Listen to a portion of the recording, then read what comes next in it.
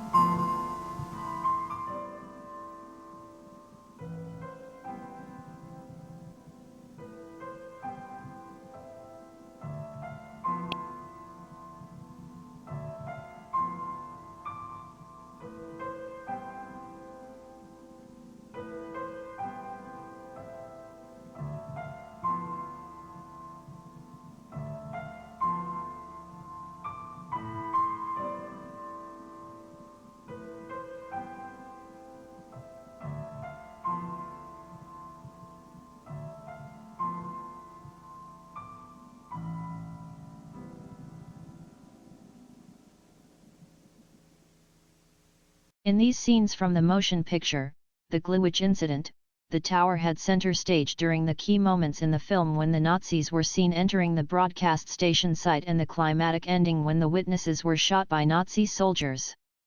Ironically, most of the broadcast equipment is still intact to this day, but not in operation anymore. Imagine that the tower isn't steel or iron, but wood, and yet it still stands all these years later in almost pristine condition. Why the buildings were destroyed after the war isn't clear, but they were very much visible in the motion picture and were numerous throughout the filming. According to the final statement, the number of dead in Poland from the war's completion were at least 43 million.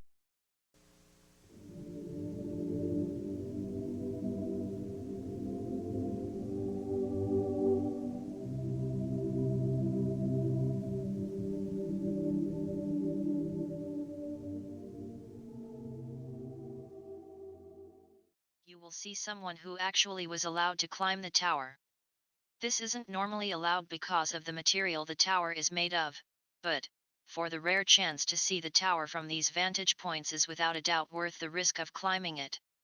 Perhaps they don't want the general public to see that some sections of the tower are cluttered with different maintenance equipment. For whatever reason, seeing it from the top is a rare glimpse of the area and the majestic feelings you get of seeing the tower from any visual place you look at it.